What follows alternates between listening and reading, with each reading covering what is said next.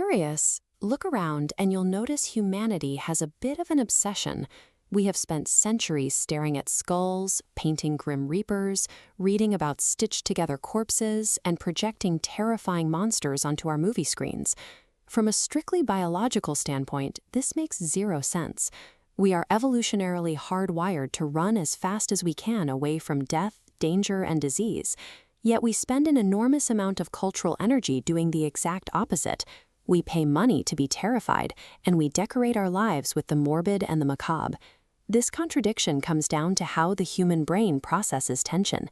When we face overwhelming existential trauma, like a global plague, or when society forces us to obey highly restrictive rules, the mind struggles to process that pressure directly.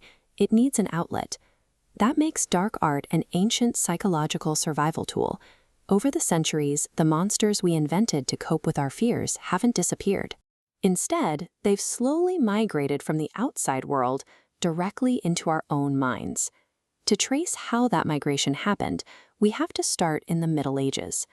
In the 14th century, the bubonic plague wiped out huge swaths of the European population. The threat was entirely external, physical, and completely uncontrollable. This image shows a classic example of the Dance Macabre, or the Dance of Death. In the aftermath of the plague, these murals appeared on cemetery and church walls across Europe. Notice how the literal, skeletal figure of death is physically grabbing the living woman. These murals served a very specific function. They forced people to look at their greatest fear and see it as the ultimate equalizer. Death was depicted summoning popes, emperors, peasants, and children alike to dance along to the grave. In this era, the monster was a literal force of nature hunting you from the outside. Society survived the trauma by using art to give that random, terrifying cruelty a face, making it something they could finally comprehend.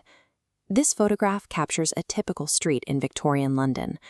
By the 19th century, the era of the apocalyptic plague had largely passed.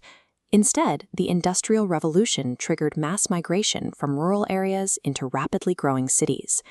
People were living in closer proximity than ever before, yet that very density bred a new kind of claustrophobic anonymity and isolation. At the exact same time, humanity's understanding of its own place in the universe was thrown into chaos.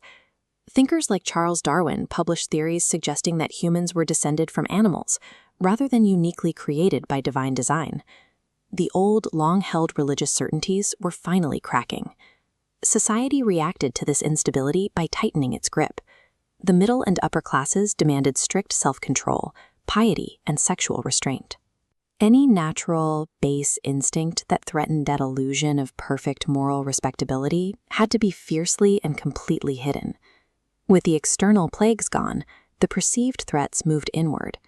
They became byproducts of scientific anxiety and moral repression, igniting the Gothic literary shift. When you force an entire society to bury its natural instincts, those instincts don't just evaporate. As Sigmund Freud would later theorize, what is consciously repressed must always return, and usually it comes back in a distorted form. This creates what psychologists and literary critics call the divided self. The sheer pressure of Victorian respectability forces individuals to split their identity. On one side, you have the acceptable public face. On the other, the hidden instinctual desires that society deems unacceptable. But you can only push down so hard before the structure starts to snap. Eventually, those taboo instincts fracture off entirely, taking on a life and an agency of their own. The piecemeal creature in Mary Shelley's novel embodies these unintegrated, rejected parts of human nature. Victor Frankenstein literally stitches his monster from the discarded remnants of humanity, providing a physical shape for the internal fragments he refuses to acknowledge. The Gothic monster is not an alien invader. It is the return of the repressed, a distorted mirror of our own denied nature, violently demanding to be seen. The Victorian era may be over, but the pressures that create that divided self certainly aren't. If anything, the demands of navigating a hyper-connected modern world have only intensified our internal fractures. This photograph highlights a very different relationship with the macabre.